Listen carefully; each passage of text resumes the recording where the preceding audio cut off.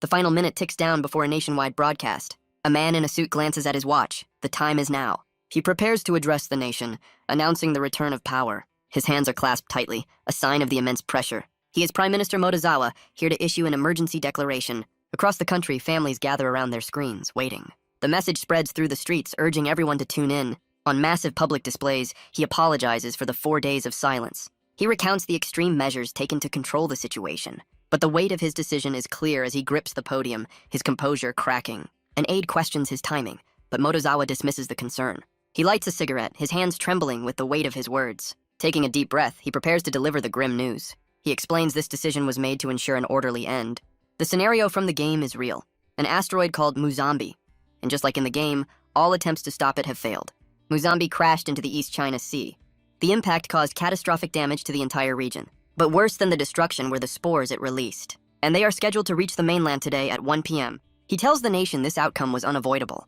He explains that according to the game's logic, the government has prepared shelters which won't open for a year. Information on the initial monsters will be airdropped. To prevent further disasters, all dangerous facilities will be shut down. With a final deep bow, he bids the nation farewell. He gives one last thanks to an anonymous informant, and the informant himself simply turns off the TV. He stands, geared up and ready to survive. As the last player of the game that foretold this apocalypse, we flash back several months to the game that started it all. A player named Pureketsu worries about their losing streak, while his partner, Usahime, is ready for a fight. A third player, Survivor Number 1, mocks their reckless tactics, and a fourth, Norimaki, chimes in with a smug grin. The two bicker, but Survivor Number 1 offers them a challenge. A challenge that Usahime does not appreciate. This was the world of the game, Survival Life. With a roar, the two hotheads leap into the fray. A post-apocalyptic game that was about to become reality. A VR world where players clashed with hordes of the undead. A game renowned for its brutal, unforgiving difficulty. And it was this very challenge that drew in the most dedicated gamers. But even for veterans, some bosses were just plain unfair. As Pureketsu and Usahime stare down certain doom, Survivor Number 1 reminds them their time is up. A perfectly timed explosion engulfs the beast. Norimaki is called upon to deliver the final blow. He draws his bow, confident in their victory, unleashing a shot that would set a new record in the game. A shot that would go down in the history of failed games. Because despite their skill, the players were bored out of their minds. Lying around after another pointless match, they wonder if the servers will even last. Pureketsu, ever the fashion icon, just wants something to break the monotony. But he's stuck here, admitting he can't play anything else. Then, something catches Norimaki's eye on his display. An all-server chat message, something they haven't seen in ages. The four of them go wild over the prospect of a fifth player. They welcome the newbie, who promises to chat after the tutorial. But their joy is short-lived as the player quits, defeated by the tutorial. Pureketsu vents his frustration, realizing the game's end is near. The others can only complain about the game's terrible balancing. With another pointless day over, Norimaki decides to call it quits. Pureketsu waves a cheerful goodbye to Survivor Number 1. He asks if they'll be back tomorrow. But the uncertain answer hangs heavy in the air, a feeling of finality that Usahime and Pureketsu share. And with a last goodbye, they log out, returning to the real world. Survivor Number 1 knew their journey was over, even if he couldn't admit it. So he played on alone, streaming his lonely fight, hoping they would come back. Several months passed, and the game's developers tried to revive it. They lowered the difficulty and even added new, enhanced monsters. But it was too little, too late. His friends never came back. In the end, Survival Life became a game with only one player. Finally reaching his breaking point, Survivor Number 1 decided to quit for good. And right on cue, the game announced its servers were shutting down in a week. He looked at the final boss, a challenge he had hoped to face with his friends. But with a heavy heart, he ended his stream and took off the headset. He deleted his streaming accounts, erasing over 5,000 hours of gameplay. But he couldn't bring himself to throw away the hard drives filled with their memories. Norimaki, or rather Taiga Tsukiyama, decided to dedicate himself to reality. His username Norimaki was a simple choice, inspired by the Korean food he serves every day. His small shop is humble, but business is steady. It's located in the house his parents left him long ago. He brings out an order with a friendly smile. The customer is a regular, a woman named Hoshi. She works at a nearby salon and is clearly a fan of his food. But she's here for more than a meal, showing him something on her phone. It's a new internet craze, people claiming a status window appears if you shout for it. Hoshi admits with a blush that she tried it herself, but nothing happened. Taiga just laughs, dismissing it as a silly online rumor. But later that night, alone in his room, curiosity gets the better of him. He strikes a dramatic pose, but is met with complete silence. He tells himself there's no way it would... But the room suddenly erupts in blue light. He stares in utter shock as a holographic panel materializes before his very eyes. It displays his stats, and a strange feeling of familiarity washes over him. And then it clicks. This is the exact interface from Survival Life. He remembers the game, which he calls Subara. Never had traits, but this one does. A personal dimensional gate, accessible only to him. Despite his skepticism, he utters the command, and the floor erupts in a swirling vortex of blue energy. It solidifies into a glowing portal, the entrance to the labyrinth from the game. The realization hits him with the force of a physical blow. He desperately tries to deny the impossible reality before him. If this is real, then the game's main plot point must also be real.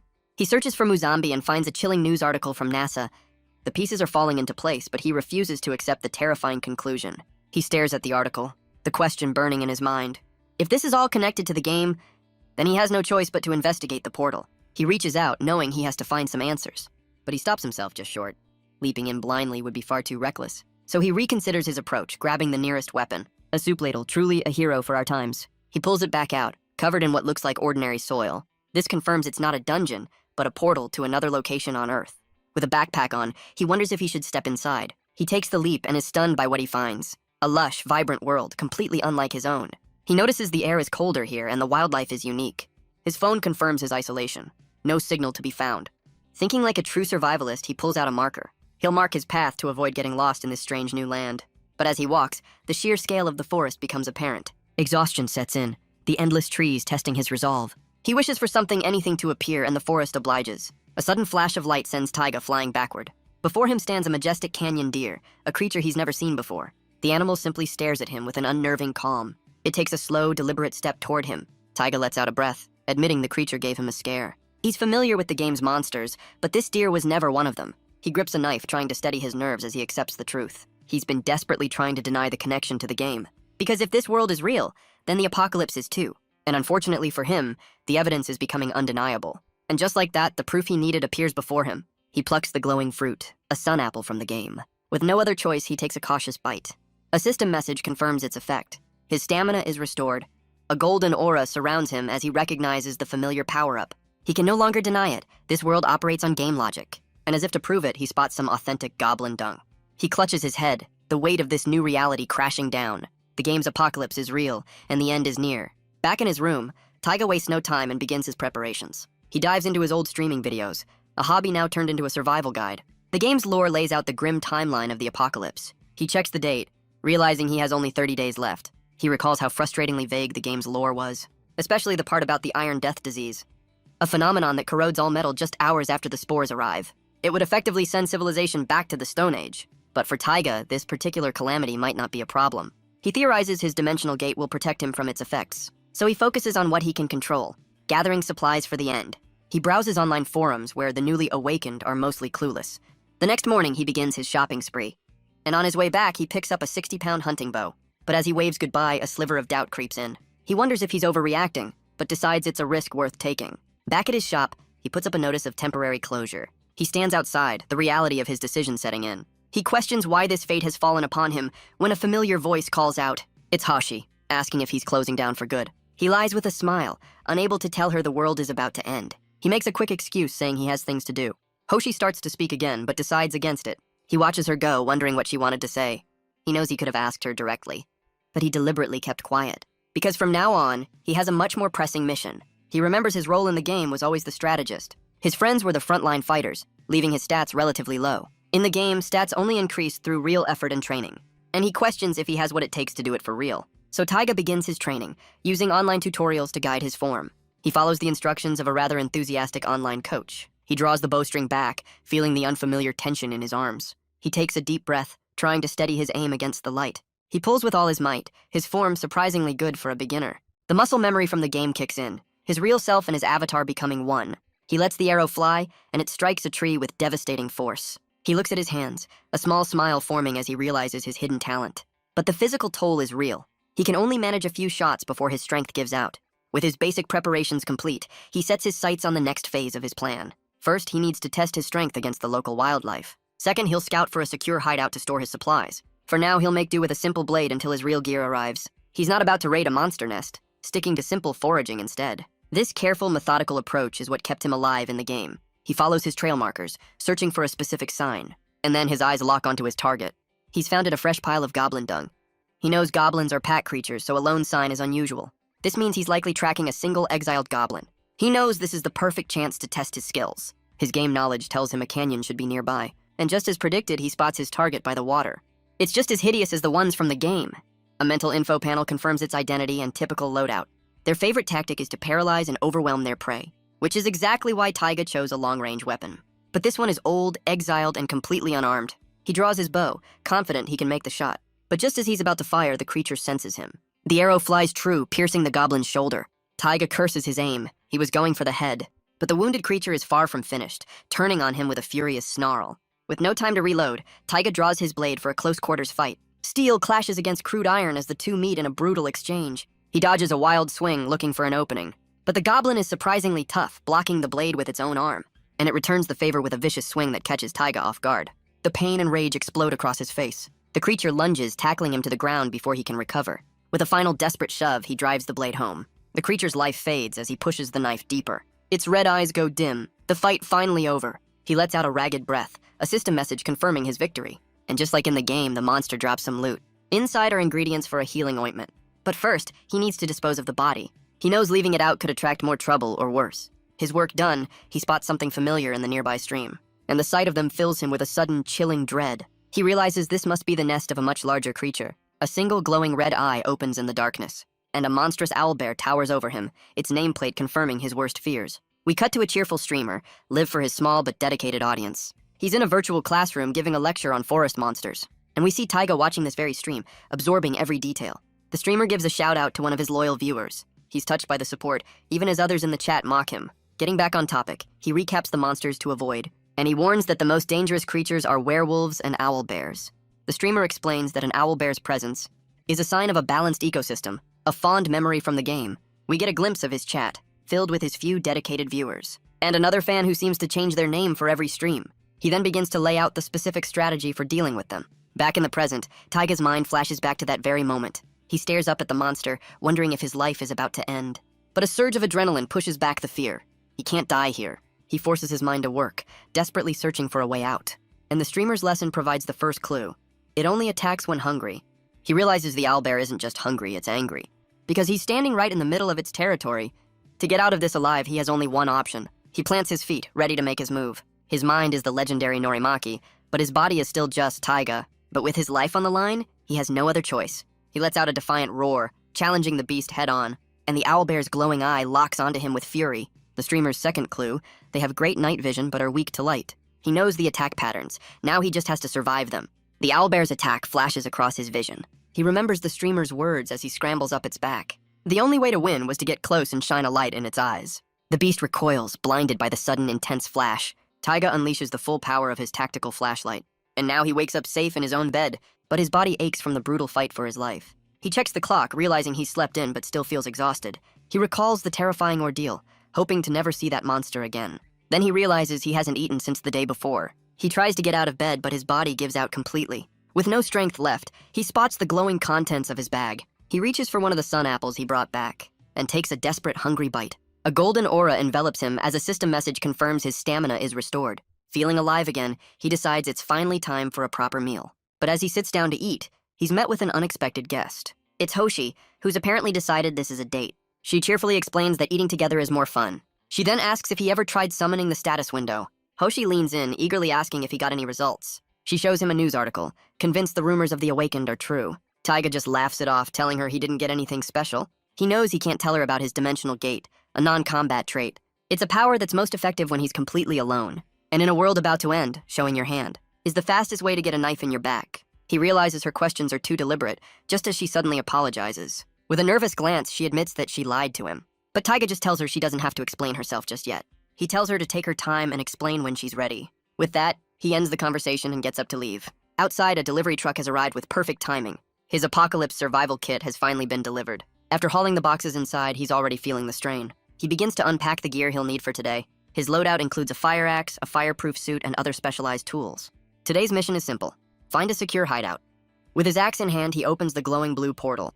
He steps back into the forest, quickly finding a promising location. He remembers a spot that caught his eye while hunting goblins. Peeking through the dense foliage, he gets a better look. It's a small cave, the perfect location for a hideout. The only question is what kind of monsters call it home. Through his scope, he spots dozens of tracks in the dirt. He immediately recognizes them as kobold footprints. A confident smile forms. This is a cause for celebration. His plan works on most low-level monsters, so he checks the wind. And it's perfect for kobolds, who should be sleeping at this hour. He quickly begins gathering thin branches, preparing his next move. He places the gathered wood at the mouth of the cave, and douses the kindling with a healthy amount of gasoline. But just as he prepares to light the fire, the cave's sleepy inhabitants wander out to investigate. They stare at him not with aggression, but with simple confusion. Taiga offers a nervous greeting.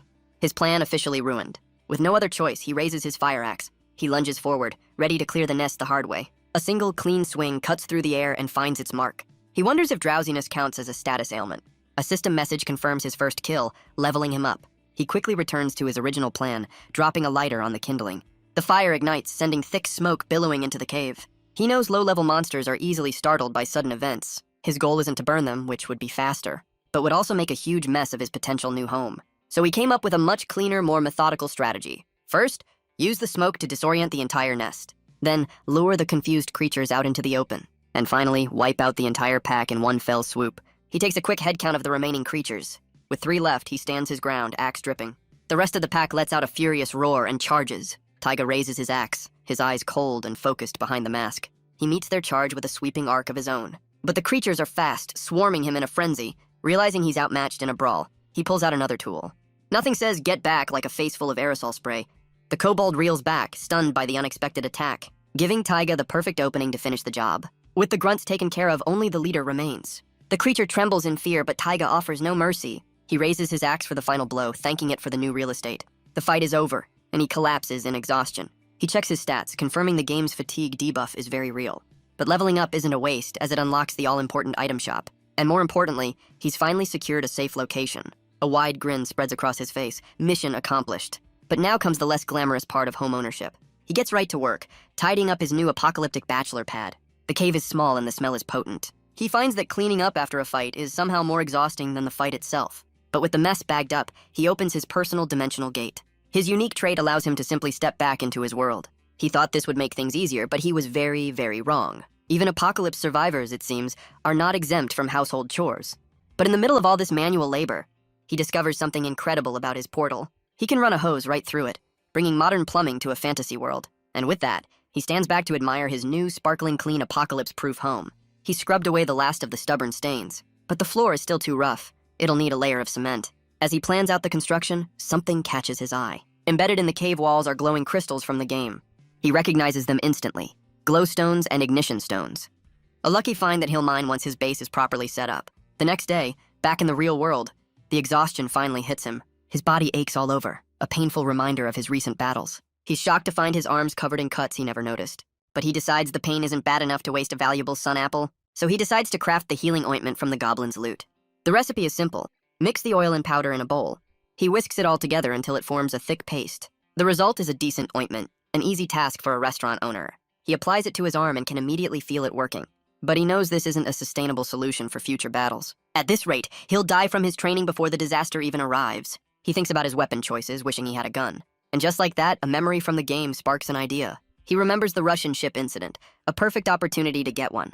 It was just background lore, but Taiga wonders if that event will happen for real. He decides it's worth investigating on the off chance it's true. If the warning signs from the game's lore appear in reality, he could gain a massive advantage when the world ends. With his new policy decided, he checks on the construction supplies. The cement for his cave has arrived, and he begins the heavy lifting. He heads back downstairs to grab the rest of the packages. But just as he's about to go inside, a familiar voice calls his name. It's Hashi, greeting him with a surprisingly cheerful, "Good morning."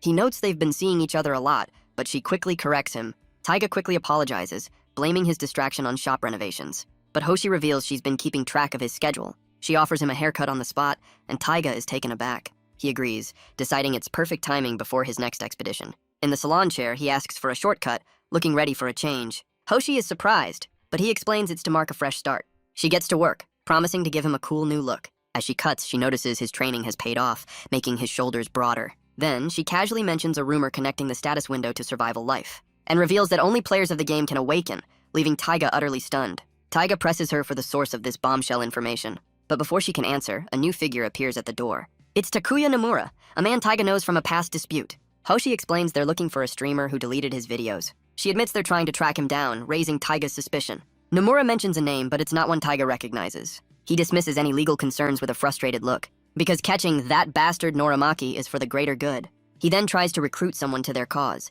asking them to be bolder. Taiga can only sit there, realizing just how ridiculous this situation has become. Taiga insists he never meant to monopolize the information. Meanwhile, Nomura pressures Hashi, ranting about Norimaki. He claims this is all Norimaki's fault for not sharing. Hoshi seems desperate, unable to wait any longer, and Taiga wonders if he should just give them what they want. But as Nomura continues his threats, Taiga finally speaks up. He tells them to take their business elsewhere. Nomura, clearly annoyed, tells him to stay out of it. But Taiga's gaze turns menacing, reminding him of a past defeat, and the memory alone is enough to make Nomura break out in a cold sweat. Nomura quickly backs down, deciding to leave before things get worse. Hoshi watches him go, a mix of relief and embarrassment on her face. Taiga uses the opportunity to offer her his number, just in case. Smooth. Later that night, he postpones his construction plans to do some research. He looks up his old handle, Norimaki, to see what the fuss is about, and finds forums overflowing with rage and threats directed at him. Even anonymous users sharing survival tips are being slandered. He quickly finds the source of the problem, a user named Wrecker Death. The account is dedicated to spreading lies about Norimaki and posting some incredibly creepy comments about Hoshi. Taiga shuts down his computer, disgusted by the depths of human pettiness. But instead of dwelling on it, he feels a strange sense of clarity. He decides to focus on what matters, opening the portal to his hideout. For the next 2 days, he works tirelessly, mining the cave's resources. He begins laying the foundation for his new home, pouring fresh mortar. He carefully spreads it across the uneven floor. With the hard labor done, he steps outside to let it dry. He looks up at the moon, a quiet moment of reflection. And in the silence, he comes to a simple realization. He's no hero. His only mission, his only duty, is to survive. But just as he turns to head back inside, a sudden chill runs down his spine. He whips around, alerted by a new presence in the dark. Before him stands a bone creeper, a monster straight from the game. Its eyes flare with a terrifying light, signaling the worst possible development. The creature immediately self-destructs in a massive explosion. The blast rips through the clearing, engulfing everything in its path. Taiga is thrown to the ground, caught completely off guard. His hand trembles as he tries to process the sudden assault. He pushes himself up, his mind reeling from the shock. All that's left of the creature are shattered bones scattered across the ground. He wonders how he's still alive, clenching his fist in the dirt. He remembers the moment he saw the creature about to explode. His instincts took over, and he ran just in time to avoid the worst of it. But the shrapnel from the blast still found its mark. He summons his status window, needing to see the full extent of the damage. His stats have taken a massive hit, but somehow he's not critically injured, and he even leveled up, getting credit for a monster that blew itself up. But his head is spinning, the shock making it impossible to think straight. With a surge of will, he summons his dimensional gate to escape. Back in his room, he immediately begins patching himself up. He grits his teeth, pulling the bone fragments from his own body. He applies the ointment he crafted, the pain a sharp reminder of his failure. With his wounds wrapped, he tries to check his stats. But the exhaustion is too much and he collapses on the couch. He wakes with a chilling thought. At this rate, he's not going to make it. Finally sitting up, he feels the effects of his makeshift first aid. His status window confirms the treatment worked, but he's still weakened. As he gets up, he wonders where that bone creeper came from. He tries to rationalize it as a random encounter in a massive forest. But he knows he needs to raise his cognition to avoid another ambush. He recalls the 2 ways to get stronger in the game. The first is grinding, and the second is finding rare items. But that gear was locked behind brutally difficult boss fights, and powerful monsters could even grant you their skills. So he turns to the one resource he has left, the game's lore. He searches for the warning signs that preceded the apocalypse, hoping to find an event he can exploit before the world ends. He dives deep into the game's extensive background story, and finds there are 3 major warning signs in total. He knows the last one, but the details on the others are dangerously vague. The first sign is the orc incident at Chiraku Mountain, and Taiga knows he can get there before the official discovery. With a new mission in mind, he begins to prepare, but an unexpected call from Hashi interrupts his plans. He agrees to meet her at a nearby cafe that evening. She immediately asks if he's all right, her expression full of concern. He plays it cool, hiding the injuries beneath his long sleeves. She worries he's still upset about Nomura's interruption at the salon, but she's relieved to hear that's not the case. Though Taiga admits he's definitely not a fan of the guy, he explains their history, recalling a time he had to step in. He warns Hoshi to be careful around a guy like that. She then asks to tell him a secret, leaning in close, and reveals that she too is one of the awakened. Taiga plays it cool, pretending to be jealous of her new powers. She apologizes for her earlier deception, but he quickly reassures her. He thanks her for being so open with him, and admits their talk has helped him de-stress from his renovations. He even promises to look into survival life, feigning ignorance. Later that night, feeling a bit better, he gets back to his research. He orders a state-of-the-art drone for reconnaissance, and rents a car for the remaining time he has left. He gets a full night's rest to prepare his body. The next day, he's back in his hideout at dawn, working on the materials he'll need to defeat the orc. He has to be careful as the ignition stones are highly volatile. The glowstones are just as tricky to handle. Sparks fly as he works, but he endures the pain. With the preparations for the hunt finally complete, he begins mixing a rather questionable cocktail of chemicals. He mixes the powdered ignition stone with resin and hardener. With a fixed portal point established, he returns to the real world. He opens the trunk of his newly rented car, a vehicle he's clearly very happy to have splurged on. He loads up all the tools he'll need for the coming hunt. With a determined look, he gets behind the wheel and speeds off into the night, his destination, Chiraku Mountain. He arrives at the campground parking lot with time to spare, using the quiet moments to mentally prepare by watching old videos. He gives his specialized equipment one final check. The clock strikes midnight, signaling the start of his mission. He steps out into the pouring rain and begins his search for the first sign of the apocalypse. The downpour intensifies, making the forest treacherous, and as the fog rolls in, his visibility drops to almost zero. He pushes forward, trying to predict the orc's location. The game's lore only said it was near the mountain, not the campground. He starts to worry that the warning signs won't appear, when a sudden noise makes him freeze in his tracks. He recognizes the guttural sound instantly. Through the mist, a hulking silhouette emerges, an orc. And not just any orc, but a red orc, a rare and powerful variant. He tells himself to stay calm and pulls out a road flare. With his plan in motion, he's confident he can take it down. His strategy is simple, relying on the creature's predictable nature. First, he'll use the flare to draw its aggressive attention. The orc, easily distracted by the shiny object, turns away. Its eyes burn with rage as it locks onto the new target. And the moment it attacks the light, the trap will be sprung. The orc freezes, its attention completely captured by the light. Taiga seizes the moment, summoning his dimensional gate. The beast stumbles forward, falling right into the trap. He glances back as the portal snaps shut behind him. Now for Phase 2, a custom-made flash canister. The orc roars in fury, completely disoriented. He shoves the canister right in its face. The blinding light gives him a precious 20-second window. With the creature stunned, its defenses are down. He moves in, aiming to cripple its movement. The orc's eye burns with rage, even through the disorientation. It swings its massive blade in a blind, furious arc. But Taiga ducks beneath the attack, his own blade ready. He drives the knife deep into the creature's arm. The beast lets out a pained, frustrated roar. It stumbles to its knees, clutching the fresh wound. This is the moment Taiga was waiting for, the final opening. He pulls out the custom fire canister he prepared for this exact moment and delivers the monster its last very spicy meal. The canister ignites, bringing the fight to a sudden, fiery end. Taiga grins, certain that his fiery trap is enough to win. But the burning monster has one last brutal surprise. A massive fist sends Taiga flying through the rain. He hits the ground hard, cursing his momentary overconfidence. The red orc stands over him, a walking inferno of pure rage. Taiga stares up, the rain mixing with the cold sweat on his face. He closes his eyes, wondering if this is how his journey ends. But a familiar blue glow confirms his victory, granting him a new level and a new skill. He sits by the smoldering remains, shaken by how close he came to death. But his first thought is, of course, about the loot. He checks his wrist, where his watch has become a magical item. Now he's left with the problem of what to do with the body. He recalls the game's lore, which said this incident was kept secret. He remembers Hoshi's words. Only players of the game can awaken.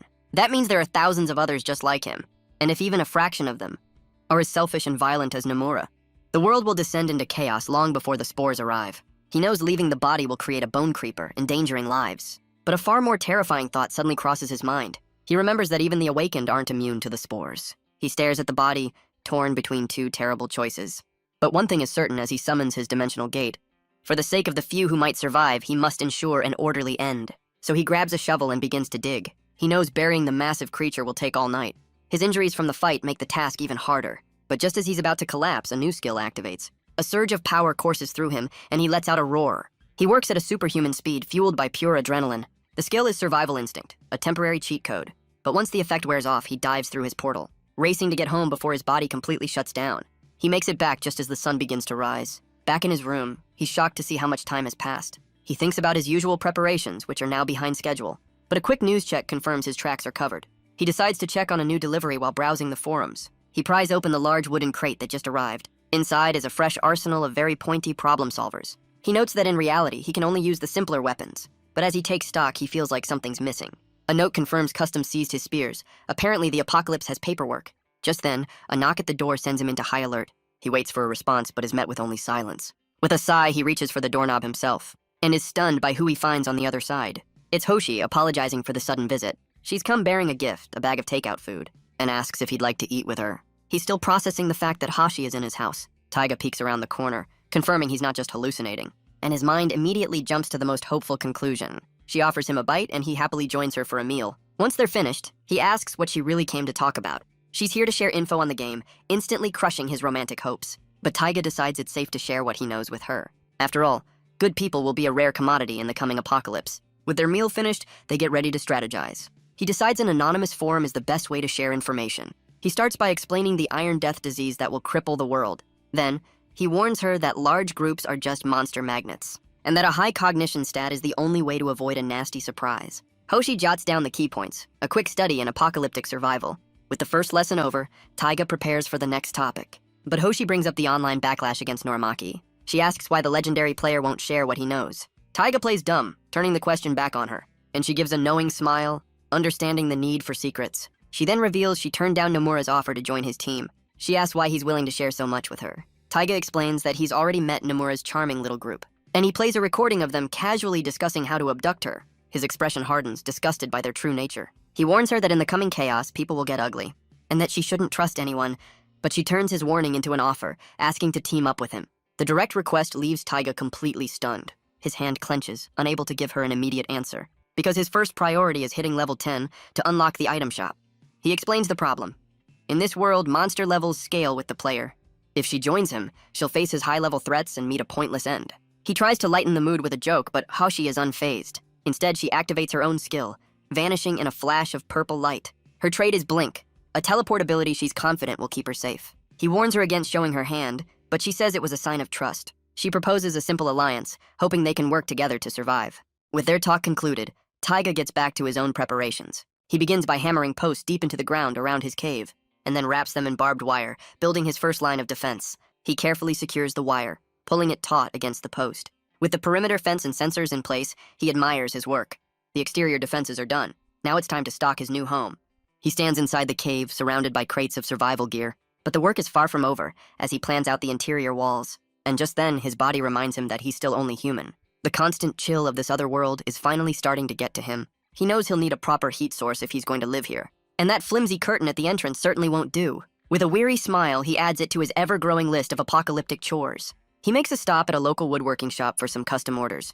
With only 5 hours left until the Iron Death disease hits, he plans his final supply run when a familiar voice calls his name. It's Taiki Kurokawa, a gym owner and old acquaintance. Taiki asks why he seems so down, and if he's started training again. He even gives him a hands-on inspection, much to Taiga's discomfort. But when Taiga asks what's on his mind, the conversation turns serious. Taiki has also heard the rumors about the end of the world. Taiga asks if he believes it, and Taiki admits he's on the fence, or at least he was, until he saw an awakened person float in midair. Taiga is taken aback as Taiki confirms it was a genuine superpower. He explains the awakened person is already trying to monetize his new abilities. Apparently, he's scheduled a meeting with a TV producer. Taiga wonders if this will expose the awakened, but Taiki says a bigger story has taken over. He reveals there was a gunfight in Kasumida town. The news sends a jolt of shock through Taiga. Admitting he was busy, he quickly pulls out his phone to check the forums, and finds them buzzing with talk of a news report that was mysteriously censored. Taiga stares at the screen, the implications of a government cover-up sinking in. Taiki confirms the story is true, having seen the report before it was erased. Taiki says the official story is a lie, with the whole town now on lockdown. The news makes Taiga jolt to his feet. He runs off, leaving Taiki to pitch him some protein powder. Back home, Taiga connects the dots. The government knew about the orc. He pulls up his old streaming videos for answers. He knows the exact timing of the first sign was a secret. He buried the orc's body to prevent this very chaos. And yet the gunfight still happened right on schedule. A new theory emerges.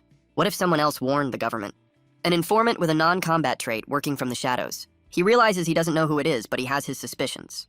He knows there's a figure working with the government, a powerful player pulling the strings from the shadows, a mastermind who has been one step ahead this entire time. Taiga narrows down the list of potential informants to the game's creator and his 3 former teammates. But after some thought, he quickly rules out the developer. He reasons that whoever made this game a reality must be one of the players. After all, the creator wouldn't have let him disrupt the orc incident, which leaves only 3 suspects immortalized in these very flattering sketches. He circles a crude drawing, concluding it's probably survivor number 1, the kind of guy who would work with the government on his own terms. But the theory is exhausting, and he slumps back in his chair. After all, he knows better than anyone that online personas can be deceiving. Still, he hopes to meet his old friends again, deciding to trust his gut for now. He reaffirms his mission, to act with caution for an orderly end. 2 days later, his hideout has a brand new reinforced door. Inside, the food storage is fully stocked and meticulously organized. He surveys his new home, a simple setup until the generator arrives. But his work is far from over as he plans the next phase of construction. He notes the cave is a bit smaller than he'd hoped.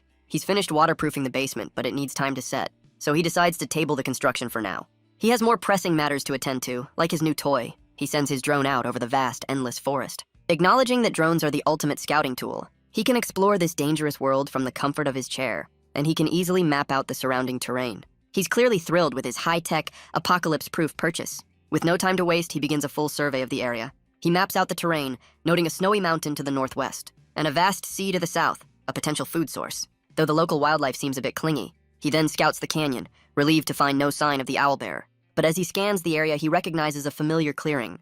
It's the spot where he fought the goblin, but the body is gone. He wonders if the owlbear ate it or if it became a bone creeper. But the tracks in the mud tell a different story. He spots multiple sets of goblin footprints leading away from the scene, and they're heading just 15 kilometers away from his new home. Taiga realizes his new home is in a much more dangerous area than he thought. He recalls the drone, knowing he can't afford to lose his precious few scouts. He uses the drone's return trip to map out the local ecosystem. With the terrain and wildlife charted, he has a basic lay of the land, but to get the real details, he'll have to scout on foot. His first mission is to see if the nearby swamp can be used for farming, when a sudden sound stops him. He looks at his phone, recognizing the alert instantly. It's the infrared sensor he set up at the perimeter. And speak of the devil, the goblins are already testing his defenses. He checks the tracks, confirming it's just a small scouting party. He turns his head, having pinpointed their location. He follows the trail, deciding to investigate their nest himself. His new watch glows, a sign of his increased cognition stat. With his senses heightened, he can hear every rustle in the grass. Even the chirping of a tiny insect sounds louder than before. And with this newfound awareness, he finally spots them. He's found the goblin nest, all while remaining completely hidden. The creatures are busy fighting over a small rabbit for dinner. Their distraction gives him the perfect opening to strike. He draws his bow and lets a single glowing arrow fly. The glowing arrow soars through the sky, finding its mark with deadly precision. The goblin leader falls, its brethren watching in shock. They look around, confused by the sudden attack. Their confusion quickly turns to panicked infighting. As one strikes another in a blind frenzy, the remaining creatures finally spot their real enemy. But Taiga is already waiting in the tall grass. He leaps from his cover, meeting their charge head-on. His eyes are cold and focused, ready for a fight. He meets the first with a brutal punch to the face. He keeps a running tally of the fallen creatures. But the rest of the pack is already on the move. Their tiny projectiles bounce harmlessly off his helmet. Realizing their ranged attacks are useless, they swarm him. He notes their quick change in tactics, and he commends their surprisingly good judgment. Of course, he came prepared for this exact scenario. A flash of light erupts, stunning the entire pack. The status ailment works perfectly, leaving them helpless. He draws his blade, ready to end this. A single clean sweep clears the entire field. The system confirms his victory, granting him a new level. He stands over the fallen creatures, his strategy a success, and a surge of confidence tells him he can handle this new world. But as he begins the cleanup, a strange power activates. It's his survival instinct skill activating for manual labor. He works at a superhuman speed, digging the grave in record time. He realizes this strange activation wasn't a waste after all. The skill's recoil is minimal, a useful tool for the future. With the bodies buried, Taiga surveys his handiwork. Now it's time to check out the spoils of war. He finds a guaca fruit, a vitality-restoring item. The sheer amount of loot suggests a good harvesting spot is nearby. He turns his attention to the leader's personal stash, and what he finds inside is unexpected. It's a small, sleeping blue frog. He wonders why the goblins would keep a pet, but as he inspects it, he notices a strange scent, and a glowing green liquid oozing from its skin. He realizes this tiny creature is the source of the goblin's paralysis poison, and a brilliant, if slightly insane, idea begins to form. If he can extract the poison, he can build up his own resistance. He could even coat his weapons, making every fight that much easier. He names his new companion Dokun, promising it a life of luxury. And a system message confirms the bond, calling the frog his possession.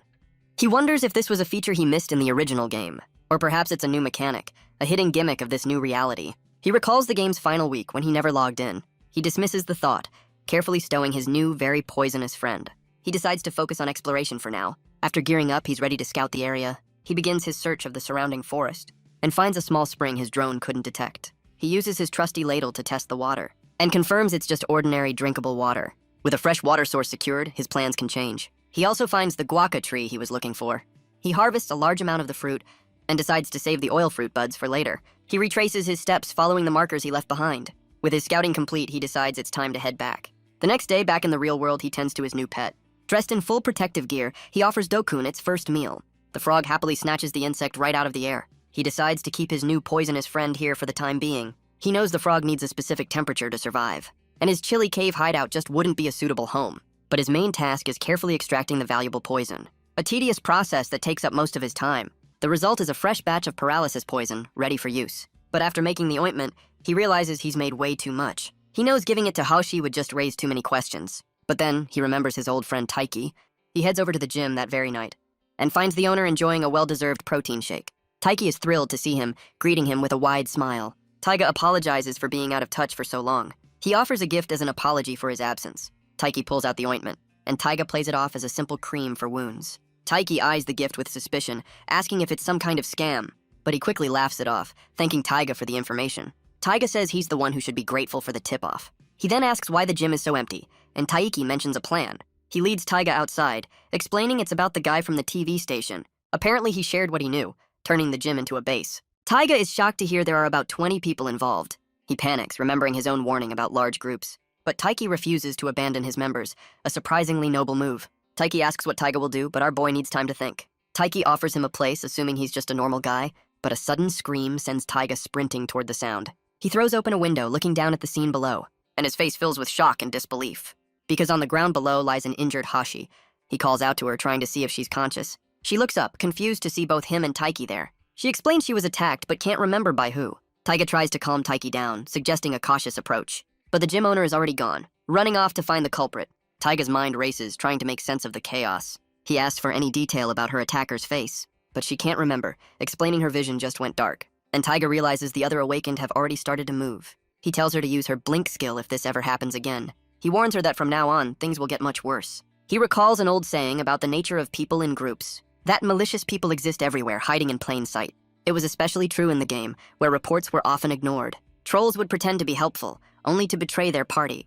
He remembers how they would lead entire parties into ambushes, or they would pretend to offer help, hiding a knife behind their back, only to strike them down and steal everything they owned. They would sow chaos and discord, turning players against each other, all for their own twisted amusement. This toxic behavior was a major reason the game was already dying, and in just 1 year, the player base dwindled to almost nothing. He recalls how his own team took it upon themselves to hunt down these trolls. But now, in the real world, there are no rules to stop them. And after the Kasumida gunfight, the Awakened have already begun to organize online. They're sharing information and even recruiting for parties. And Taiga is shocked to find someone selling his old videos. He leans in, taking a closer look at the post. A user named Help Me, a known troll, is selling them for 1,000,000 yen. The post even includes a fake screenshot of them playing together. Taiga realizes the guy is just lying to make a quick profit. He's almost impressed by the audacity.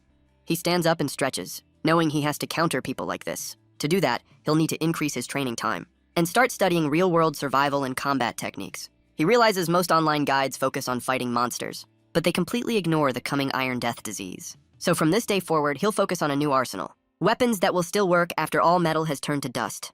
He'll choose these primitive tools as his new main weapons. He lays out his new non-metallic arsenal. These are the only weapons he can truly rely on. He starts with the slingshot, noting its versatility. He lets a shot fly, striking a log with surprising force. But he notes the clay bullets lack any real stopping power. He holds up his next weapon of choice, a simple war club. He recalls the game's logic for dealing with zombies, a blunt weapon to the head.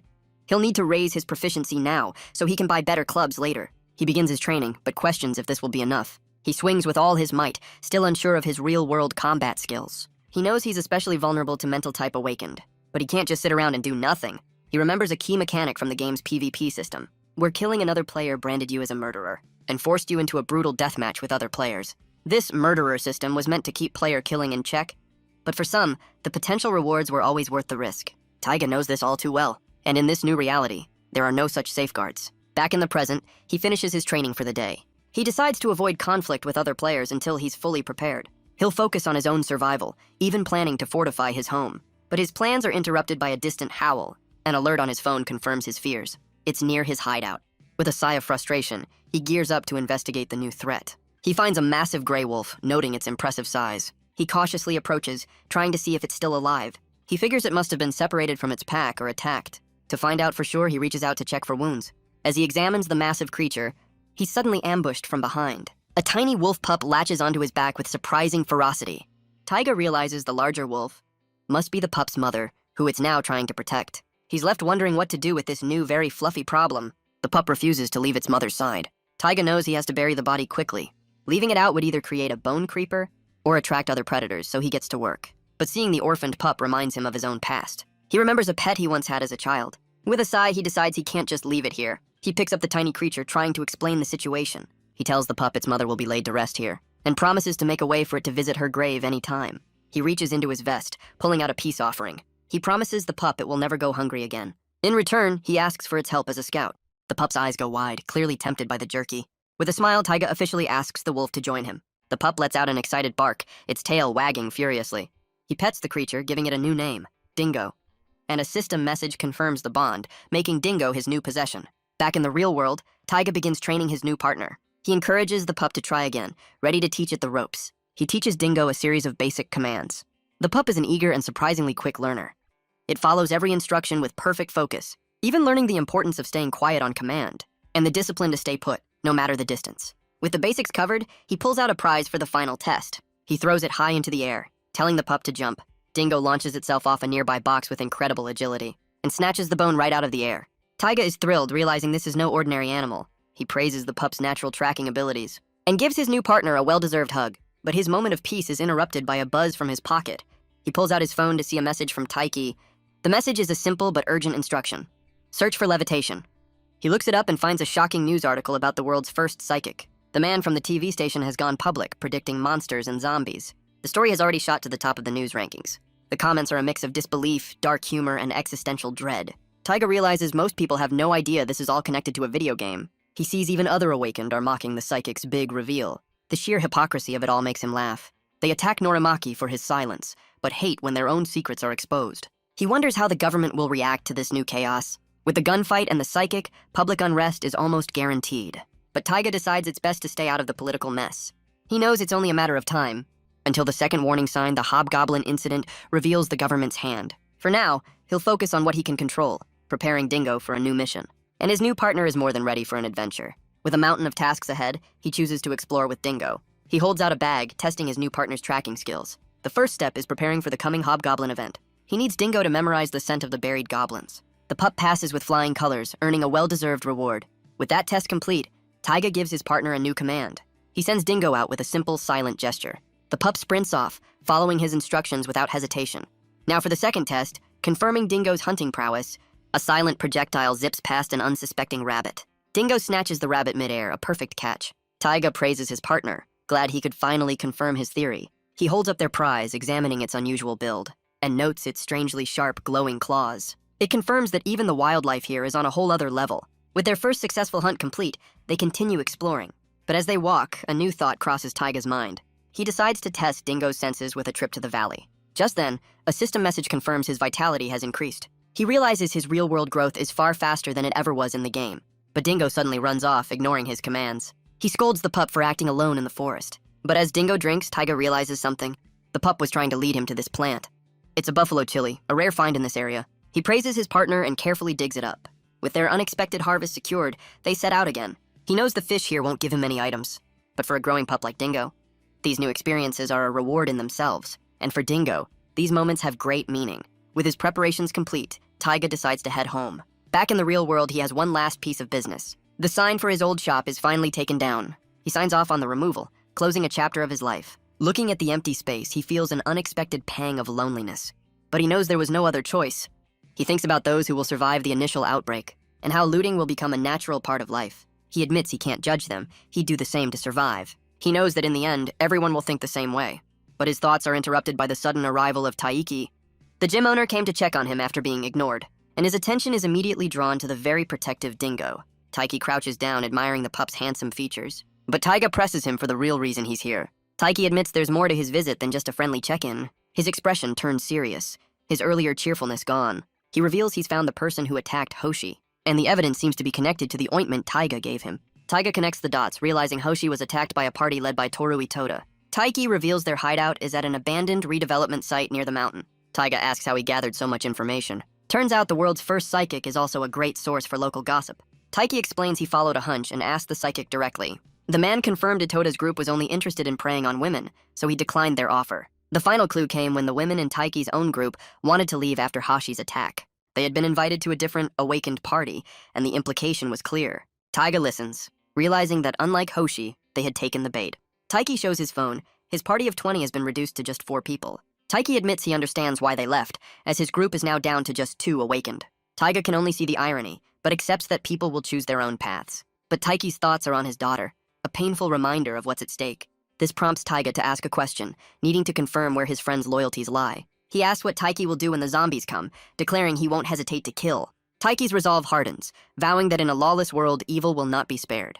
He's surprised by the question, noting it's unlike Taiga to be so direct. Taiga tries to laugh it off, but suddenly jolts in his seat. He blames it on a lost pet app, a likely story that even Dingo isn't buying.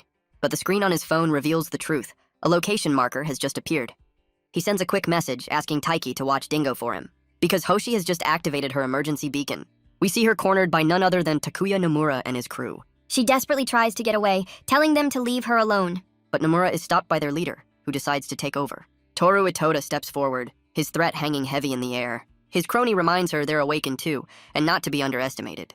But as they begin their countdown, a new player enters the field. Taiga arrives, his face hidden and his intentions clear. He draws back his slingshot, ready to interrupt their little party. He lets the glowing projectile fly.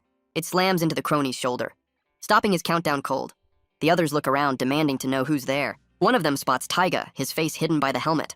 But Taiga has no intention of introducing himself. Instead, he introduces the guy to his war club. The impact sends the thug flying through the air. The last man standing activates his own trait, revealing the dark power that blinded Hoshi earlier. But Taiga is faster, ducking under the attack with ease. He vaults over the thug, sending him tumbling to the ground. Taiga lands, catching his breath after the quick exchange. From above, Hoshi shouts a desperate warning. Itoda swings a bat glowing with a menacing red aura. The blow shatters Taiga's visor, the impact rattling his skull. He stumbles back, shocked by the power of the attack as Itoda recognizes him. The leader complains about his unfair trait, vowing to put him down for good. He rallies his remaining goons, telling them to join the fight. One of them unleashes his own power, crackling with raw electricity. The thug boasts that he's been waiting for a chance to take Taiga down. Taiga hesitates, his mind racing for a way out of this. He considers using his dimensional gate, but that would reveal his biggest secret. With no time left to think, the thug lunges forward for the final blow. But just as he attacks, a flash of white fur rushes into the fray. Dingo latches onto his arm, stopping the attack cold. And right behind him is Taiki, wondering what all the commotion is about. He holds up his phone, dialing the police as a clear warning to the thugs. Itoda, seeing the situation has changed, decides to call it a day. Taiki watches them go, muttering about their pathetic attempt to act tough. Hoshi teleports down, rushing to check on Taiga. She grabs his helmet, frantically asking if he's injured. She points out the crack, but sees a strange vision in the reflection. A vision of two familiar game avatars, Puriketsu and Usahime. She insists he needs a hospital, but Taiga says he has no time to rest. He suggests Hoshi join Taiki's party, and Taiki readily agrees. But Taiga quickly excuses himself, saying he has things to do. Hoshi and Taiki can only watch as he walks away without another word. Back home, he immediately gets back to work on his hideout, because there was a very specific reason he had to leave so quickly. He thinks about Hoshi and Taiki, feeling he could trust them. But to fully use his gate, he has to level up faster than anyone else. The fight with Itoda's crew made him realize his gear isn't enough. If he keeps grinding alone, a massive level gap will form. And the monsters he faces will be far too strong for them to handle. So he throws himself back into his work, losing all track of time. He installs a fireplace, finally making the hideout a proper home. And his new partner, Dingo, certainly seems to appreciate the upgrade. With a generator and solar panels on the way, his base is almost complete. He decides to pull an all-nighter, determined to see it through. He recalls the news reports about the asteroid Muzambi. The space agency confirmed it had entered the solar system, but Jupiter's gravity caused it to split, throwing off their calculations. The head of the observation team explained it broke into 2 pieces, and he confidently assured the world there was no danger.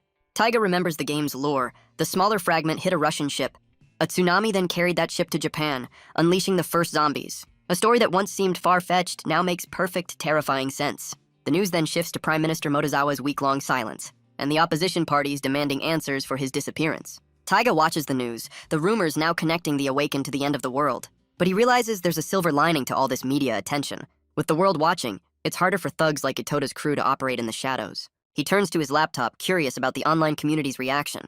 The forums are a mix of dark humor and grim acceptance of their fate. It's about what he expected, but then something else catches his eye. A familiar username stops him cold. A player looking for other hardcore gamers, someone he thought was long gone. He remembers the player's reputation for being kind to newcomers, a figure he'd crossed paths with several times back in the game. The post reveals a player has built a bunker for the top 4, a tempting offer for anyone without a dimensional gate. But Taiga decides to hold off, waiting to see if the others respond first. He bookmarks the post anyway, a small flicker of hope for a reunion. For now, he has his own shelter to finish. The next day, after 2 sleepless nights, his hideout is finally complete. He's installed solar panels admiring the fruits of his labor, and even a security camera to watch the front door. But he knows the real work is just beginning. Inside, he finds that setting up the solar power system is a lot more complicated than he ever imagined. He plugs in his phone, hoping it works on the first try, and to his absolute delight, the solar power system is a success. He trembles with a sense of accomplishment. With this, he's finally established a proper home in this other world. The feeling of success is a rush he hasn't felt in a long time. He recalls that while digging again yesterday, he'd made another incredible discovery. He opens a small safe, revealing a mineral harder than obsidian, a large glowing green crystal he identifies as emerus. He has no use for it now, but knows it will be valuable later. He runs through his mental checklist before heading to bed, but he stops, realizing his new partner is nowhere to be seen. Outside, Dingo lets out a furious, desperate bark. Taiga rushes out, knife in hand, as Dingo growls at an unseen threat. His eyes go wide with shock at what he finds waiting for them. A pack of crest wolves, monsters straight out of the game. He wonders why these highland creatures are so far from their territory, and a terrible thought crosses his mind. These might be the ones who killed Dingo's mother. He tries to calm the pup, knowing a direct fight is suicide, but Dingo is consumed by rage, ignoring his every command. Taiga stands his ground, admitting he's completely outmatched. Turning his back for better weapons would be a fatal mistake. So his only option is to drive away the pack's leader. He knows crest wolves are cautious creatures by nature. The boss always attacks first to test the waters, and the rest of the pack will follow once it's deemed safe. He also remembers their natural aversion to strong smells, and luckily, he still has the pepper spray from his fight with the kobolds. The two stare each other down in a silent, tense standoff. But Taiga knows if the beast charges first, his plan is useless. He desperately searches for a way to stop its charge, and a sudden, brilliant idea flashes in his mind. With no time for doubt, he clenches his fist, ready to act. He throws his knife, shouting a challenge to the beast. The blade lands harmlessly to the side, a simple distraction. But it's enough to draw the creature's full, undivided rage. The wolf lunges forward, a blur of red fur and fury. Taiga drops to the ground, letting the beast sail right over him. His eyes are cold and focused, his trap now set. He summons his dimensional gate right in the creature's path. He snaps the portal shut and pulls out his pepper spray. The beast falls right into his second trap, a face full of aerosol. It lands hard, disoriented and blinded by the sudden attack. With no time to waste, Taiga draws his knife and rushes in. He delivers another dose of the spray right to the creature's eye. The leader recoils in agony, and Taiga makes a strategic retreat. He leads the furious pack on a chase right back to his front door. He collapses in front of his hideout, admitting he was terrified. But Dingo's barks pull him from his exhaustion. He pets his partner, telling the pup to wait just a little longer. He promises Dingo they will one day avenge his mother. Back in the real world, he heads out for another supply run. He lets out a massive yawn, exhausted after nearly 3 sleepless nights. He knows he was lucky. If that had been a werewolf, his story would be over. As the crosswalk timer ticks down, he admits he was far too careless. He was so focused on the monsters near his hideout that he forgot to guard against threats from further away. He spots 2 familiar figures as he plans to expand his territory. His mind is already racing with plans to dig trenches and bolster his defenses. But a voice calling his name snaps him back to reality. It's Taiki, who asks what Taiga is doing here. Taiga plays it cool, saying he's just shopping, but Taiki suspects he's buying weapons. Taiki smirks, knowing all about the Iron Death disease. He explains it's one of his gym members who's prepping for the end. Taiga puts the pieces together, realizing what's happening. He asks if Taiki is trying to stop them, and Taiki admits they won't listen. The woman confirms they saw the guide, but can't accept the coming metal plague. She then leans in, noticing Taiga has been staring at her. A flash of recognition crosses her face as she points at him. She finally places him as the restaurant owner, noting his new, intense vibe. She apologizes for her delayed introduction, pulling out a business card. She introduces herself as Shizuku Shiomi, and Taiga gives his own name in return. The introduction leaves Taiga completely stunned. He looks at her card, realizing she's a doctor at a local hospital. He gives her the same rundown he gave Haoshi and Taiki, but Shizuku seems to be processing it with a more analytical mind. She asks if it's pointless to apply science to game logic, and he confirms. With that settled, she has one final question for him. She asks if he's an awakened, a question that catches Taiga off guard. She says his conviction gave it away, but he quickly denies it, realizing she's another sharp one. Shizuku thanks Taiga for his help, much to Taiki's visible confusion. She notes the difference in their explanations. With a new sense of purpose, she turns to face him, and asks him to continue guiding them through the coming chaos. The next day, Taiga is back to his own preparations, crafting a new weapon. He admires his handiwork, a freshly assembled and very pointy spear. He then turns his attention to his loyal partner, Dingo, and tells the pup that today is the day they avenge his mother. He promises they'll protect their home from any and all threats. Fully geared up, he prepares to lead Dingo on their most dangerous hunt yet. He finds the Crest Wolf pack, but notes there are only 4. And more importantly, their red-furred leader is nowhere in sight. A sudden realization makes him check the wider area, and he sees the owlbear has already taken care of the boss for him. He knows that without a leader, the pack is an easy target. The remaining creatures lose all coordination, wandering aimlessly. He lures the first one forward, ready to pick them off one by one. A perfectly timed leap triggers a net trap from above. The creature is caught, snarling as it struggles against the ropes. Taiga raises his spear, promising to end its misery quickly. The remaining wolves turn their attention to him, their eyes glowing with malice. But Taiga doesn't wait for them, charging forward to meet the threat. The pack responds in kind, a blur of fur and teeth. One leaps high into the air, aiming to crush him from above. But Taiga has a can of spicy air for just such an occasion. He sprays the airborne threat, dodging the others with practiced ease. His eyes are cold and focused, his mind already on the next move. He brings his spear down in a clean, decisive arc. But the last wolf lunges, catching him from his blind spot. And Dingo intercepts the attack, proving to be the best boy. He pins the final wolf, his spear ready for the finishing blow. His eyes are cold, his resolve absolute. But as the fight ends, a system message appears, granting his trait a new effect. His dimensional gate can now become invisible and project what's on the other side. He immediately tests out the new feature, summoning the portal. And the result leaves him completely stunned. He can see right through the portal, a perfect window back to his own room. And from the other side, the gate is completely invisible.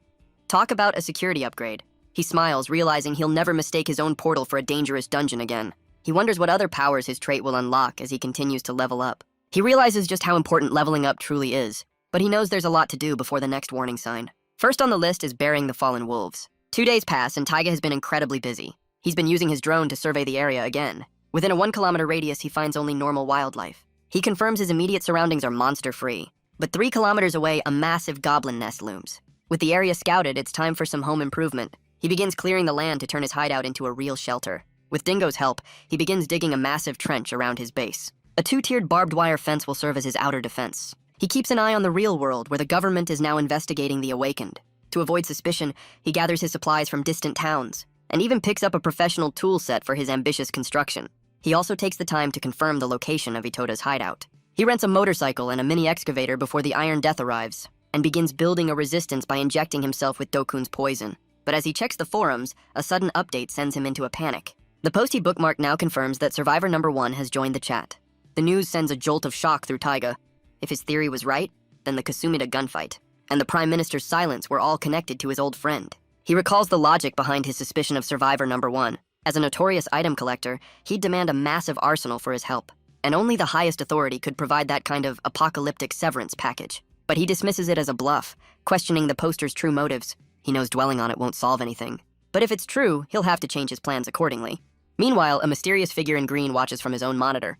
He finishes creating a new account, ready to make contact. He sends an anonymous message, asking for a meeting in VR chat. He wonders if he'll even get a reply on such short notice. But a user named My Dream responds almost instantly, agreeing to the meeting. The two quickly arrange the details, with the observer wondering if this guy has a job. He decides it's time to confirm the rumors about Survivor number 1 himself. A notification confirms his target has entered the virtual space. A man in a trench coat and fedora enters the sterile white room, greeted by a duck. The newcomer is clearly not amused by the strange welcome. He calls out the anonymous player for his secrecy and ridiculous mask. Taiga asks if the duck is one of the hardcore players, but gets a vague answer. So the duck offers a test. Answer 3 questions to prove his worth. First, the maximum jump height of a werewolf, which Taiga answers instantly. Second, the weakness of an owlbear, another easy question for our boy. And third, the evolutionary paths of the game's zombies. The duck then asks about the warning signs, only to refuse to share the answer. But the trollish behavior is all the proof Taiga needs. This is a veteran player. The duck then demands he call Survivor number 1, promising to join the bunker if it's true. But Taiga explains that, unfortunately, he can't call them right now. He then changes the subject with a cryptic smile, hinting that something big is about to happen. The duck's user realizes his opponent is just stalling for time, and a sudden, horrifying thought crosses his mind. As Taiga logs out, the man realizes his IP address was being tracked. Just then, a group of men in suits enters the internet cafe.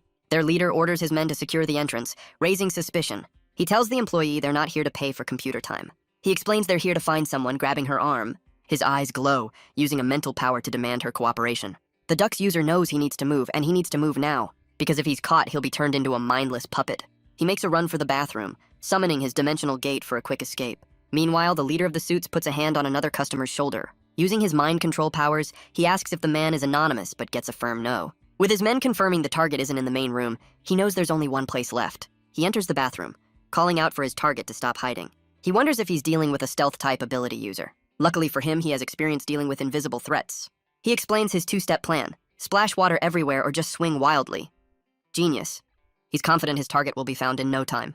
But as he stands before a glowing portal, he reveals he was the one hiding, narrowly avoiding capture. The suit realizes his mistake. This isn't a stealth user at all. He radios his men, identifying a mobility-type user and promising a hefty reward. The duck's user realizes the man he thought was a gentleman is actually a villain. He coats his spear in poison, thanking Taiga for the push he needed. Because after hesitating for so long, he's finally made up his mind. He stands to face his pursuer, ready to act on his own judgment. And he vows to fight injustice with a brand of injustice all his own. The suit wonders which of the top players this anonymous could be. He knows that even with a mobility-type trait, a veteran player would be a dangerous opponent, and he prepares for a fight. But the suit realizes his opponent has another trick up his sleeve. Before he can react, the helmeted figure lunges forward with a poisoned spear. The blade finds its mark, piercing the man's side with a sickening crunch. Green veins of poison spread rapidly across his face as the toxin takes hold. He stumbles back, finally realizing he's facing the player known as Anonymous. But Anonymous gives him no time to recover, slamming his head into the wall. He taunts the man, asking if he enjoys the feeling of the poison. The suit struggles, but Anonymous tells him to save his breath. He draws a blade, explaining that before the apocalypse officially starts, the game's anti-player killing system hasn't been activated yet. He explains that with no game system active, there's no penalty for what he's about to do. The suit's hand falls limp, a sign that he understands the grim logic. Anonymous warns him this is what happens when you use survivor number one's name to lure people in. He begins looting the paralyzed man, treating him like just another mob to be farmed. The suit can only grit his teeth, helpless as the poison spreads. Anonymous takes his wallet, calling it the price for trying to enslave him. He raises his blade one last time, promising a different outcome if they ever meet again. We cut to Taiga, who has returned to his hideout after setting these events in motion. He examines the ID card, finally putting a name to the face, Junji Kagura. And a quick look at his phone reveals he's a wealthy bunker owner with a very active social life. He realizes Kagura was testing his mind control powers. And with that, Taiga has all the information he needs. But he questions the theory that playtime equals power. After all, the game was about survival, and his trait is perfect for it. He decides to keep his theory on the back burner for now, because with the apocalypse just around the corner, he knows his physical abilities have definitely improved. He tests his aim, firing a shot at a nearby target. The bullet hits dead center, a testament to his recent training. But with ammo being a limited resource, he'll have to be smart about his practice. But his practice is cut short by a sudden blaring alarm from his portal. He leans through, wondering what could be causing the commotion. His eyes widen as he sees the news alerts flooding his screen. The forums are exploding with reports of a monster at Otogi Mountain. He realizes with a grim certainty that the second warning sign has begun. With no time to waste, he speeds off into the night. The clock on his dash confirms he has a long drive ahead. He wonders why, of all places, it had to be Otogi Mountain. He checks the forums, recalling the last known goblin sighting was at Kozan Dam. And he knows that's where he'll find the hobgoblins. He parks his car on a quiet road, ready to begin the hunt. With Dingo at his side, he sets out to find the goblin nest. He explains his logic for approaching from the opposite mountain. First, he knew the police would have the main area completely locked down. And second, his game knowledge told him where the hobgoblin would set up camp. Dingo nudges his leg, eager to get started. Taiga gives his partner the command to track the scent. The pup's senses go into overdrive, locking onto the trail. With an excited bark, Dingo confirms he's found their target. And with that, the little wolf sprints off into the woods, leading the way. Dingo tears through the undergrowth at full speed, and Taiga struggles to keep pace right behind him. He calls out to his partner, already out of breath, suggesting a slightly less athletic route next time. But they arrive to find a scene of utter chaos. He rushes to an officer's side, checking for a pulse. A faint heartbeat confirms the man is still alive. He sees no major wounds, only the telltale signs of paralysis poison. He also notes the officer's missing firearm. He props the man up, knowing the poison will wear off soon. He turns his attention to the fallen goblins on the ground, and finds bullet holes, confirming the officer put up a fight. But he wonders who fired the shots in all this chaos. A sudden chilling thought crosses his mind. He realizes a rare golden goblin was among them, and if that's the case, he needs to move fast. He uses the officer's phone to call for an ambulance, leaving a note to handle the bodies before he and Dingo depart. With monsters now all over social media, the secret is officially out. He tells Dingo it's time to get serious and his partner is ready. Meanwhile, at the scene of the incident, a man blocks a crude club with his arm. He's a non-awakened, forced to be the tank for his party. He questions his leader's plan as more goblins close in. But the leader simply says it can't be helped. His trait is telekinesis, and it takes time to activate. With a gesture, he sends a volley of stones flying forward. They slam into a goblin, and he promises to provide backup. The tank asks if their other members are coming to help. But it seems the rest of their party is stuck behind a police line. The tank wants to retreat, but the leader sees this as a golden opportunity. He notes these goblins lack the poison and spears from the game. The leader tells him not to panic, using his power to strike two down. He explains that wiping out the hobgoblin horde will give them a huge advantage. He tells his partner to focus, preparing another telekinetic blast. But a well-aimed rock from a goblin interrupts his concentration. The leader falls, stunned that mere goblins outsmarted them. The tank panics, seeing they're now completely surrounded. With their leader down, the goblins close in for the kill. The two can only brace for the inevitable onslaught. But a glowing arrow suddenly finds its mark, signaling the arrival of a new player. The arrow tears through two goblins with a single precise shot. The tank stares in shock at the sudden, unexpected rescue. He looks into the darkness, wondering where the shot came from. Back in his room, Taiga wonders if he should have meddled. But he decides it was a fair price to pay for what he learned. Watching through his portal, he now knows Awakened can't climb the mountain. And with the horde thinned out, the fight will be much easier. He grabs a drink, preparing for a quick and decisive battle. Fully geared up, he's ready to execute his goblin strategy. First, he uses a slingshot to draw their attention. As the angry goblins approach his invisible dimensional gate, he strikes from the other side with a perfectly aimed spear. The goal is to inflict maximum pain, making them scream. He uses the portal as a wall, keeping himself completely safe. Then he pulls the spear back, erasing all traces of the attack. The hobgoblin leader, with its high cognition, is alerted by the chaos. It watches as its subordinates fall one by one. It barks an order at the remaining three, sending them forward. The anxious goblins creep toward the invisible threat. And just like before, Taiga waits for them to walk right into his trap. He leaps into action, aiming to finish them in one clean hit. With only two left, he prepares for the final confrontation. But something about their movements catches his eye. The hobgoblin and its subordinate are splitting up, a coordinated attack. With no other choice, he decides to take on the leader directly. He knows it's a reckless move, but it's his only option. He meets the brutal swing with his own blade, but the sheer force of the blow sends him flying into a tree. He clutches his chest, the damage far worse than he anticipated. And as his vision fades, the hobgoblin moves in for the final blow. But just as his world turns red, a familiar system message appears to save the day. His survival instinct skill activates, his eyes glowing with power. The hobgoblin swings down for the final decisive blow. But Taiga dodges with superhuman speed, his focus shifting. He aims his weapon not at the leader, but at the golden goblin. A single shot sends the rare creature flying, its loot scattered. He snatches the bag midair, securing the prize. With the loot safe, he turns to face the furious hobgoblin and unloads a point-blank shot right into its chest. The hobgoblin scoffs, thinking one hit isn't enough to win. But with his skill active, Taiga unleashes a final, devastating blow. The creature lets out a final roar as it's cut down for good. A system message confirms his victory, granting him a new level and a new skill. Terrain sensing, a handy ability for navigating this dangerous new world. His gloves even get a stat boost, but distant shouts tell him it's time to leave. He's gotten what he came for, and he can't afford to be seen. With a simple command, he summons his personal escape route. He'll wait out the search party in the safety of his hideout. The next day, he's back in his room, the battle having taken a serious toll. He checks his watch, realizing he's lost an entire day to recovery. He decides to avoid using his survival instinct skill unless absolutely necessary. But before anything else, it's time to check the spoils of war. The Golden Goblin's loot is far better than he expected. The revolver is a nice find, but his attention is drawn to the knife. A system window identifies it as a mithril knife, an eternally unchanging blade. A weapon completely immune to the coming Iron Death disease. He's shocked that a mere goblin dropped an item of such high value. But as he inspects the blade, he notices its strange, bumpy surface, and a sudden, chilling realization begins to dawn on him. He realizes the goblins were using iron weapons, and wonders if they've somehow evolved into master craftsmen. But he quickly dismisses the idea as a bit of a stretch. For now, he turns his attention back to the loot. He pulls out a glowing bunch of dark grapes, a night vision item, and it all clicks. This is how they were active at night. He checks his stats, pleased with his rapid real-world growth. With his work done, he prepares to return to his own world. But the moment he steps through, his phone erupts with notifications. He wonders if the apocalypse has finally made him popular. He decides to check in on his friends, heading over to Taiki's gym. He arrives at the familiar building, a new hub for survivors. But as he steps inside, a familiar voice calls out his name. It's Hoshi and Taiki, who rush over, relieved to see him safe. Taiki introduces him to two new faces, the latest members of their party. They exchange names, a formal introduction for the end of the world. Taiga learns their party has grown to 5, with one member currently out. Hoshi cheerfully explains he's at a new camping store that just opened. But the mood shifts as Taiki asks if he saw the news about yesterday's incident. Taiga confirms he did, knowing all too well what really happened. Taiki explains the doctor who dissected the goblin has gone public, warning everyone. And Prime Minister Motozawa has convened the National Security Council, announcing a search for Survival Life's creator and hearings for the awakened. With the world on high alert, Taiki asks what Taiga plans to do. He leans in, asking for advice from the most informed person he knows. But Matsumoto interrupts, saying Taiga already gave his advice. He argues that goblins are worthless for leveling, so they should just gather supplies. Taiga tries to speak, but Matsumoto seems to have all the answers. He asks if Taiga has even played the game, citing the online community as his source. Taiga's expression hardens, telling him that's exactly why he shouldn't trust it. Shizuku then asks a question that's been on her mind. Matsumoto offers a theory. Contact with the awakened grants immunity.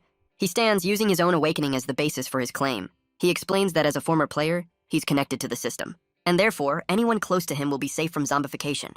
Shizuku immediately pledges her loyalty, and he laps up the attention. But Hoshi cuts in, questioning how he even passed the tutorial. He brushes it off with a confident promise, but Taiga isn't buying it for a second. He knows there's no proof that anyone, not even the awakened, is safe from the spores. And he realizes this overconfidence is going to be a serious problem. Taiga explains that Taiki called him because he shares the same distrust. With that, he decides to leave for now, much to their surprise. He refuses to share his knowledge with a guy like that, promising to call them later. Outside, he immediately revises his supply run, adding a camping store to the list. But as he plans, a familiar face appears. Shizuku was waiting for him. She tells him she has a gift for him. It's a first aid kit, packed with prescription-grade medicine. He's stunned by the gesture, but she assures him it's no trouble for a doctor. She then gives him her address, leaving Taiga a bit confused. She insists it's only fair, as partners in the apocalypse should know where to find each other. Shizuku waves a cheerful goodbye, heading off to meet Taiki. She turns back with a playful smile, reminding him not to forget her address. Taiga can only watch her go, comparing her energy to a force of nature. And just like that, more time slips away as the final day approaches. He spends it on a massive supply run, gathering everything he'll need to rebuild. Back in the other world, he builds a proper warehouse to store it all. He even brings in a mini excavator to dig trenches around his base. Meanwhile, the real world descends further into chaos and public unrest. On television, experts and skeptics engage in heated, pointless debates. The UN holds an emergency meeting as world leaders prepare for the worst. And just like that, the space agency announces a critical error in their predictions. It turns out the smaller fragment, Muzambi Beta, and its larger counterpart are both heading straight for Earth. 4 days later, the world holds its breath, and Taiga arrives at Sakurahama Port, the site of the final warning sign.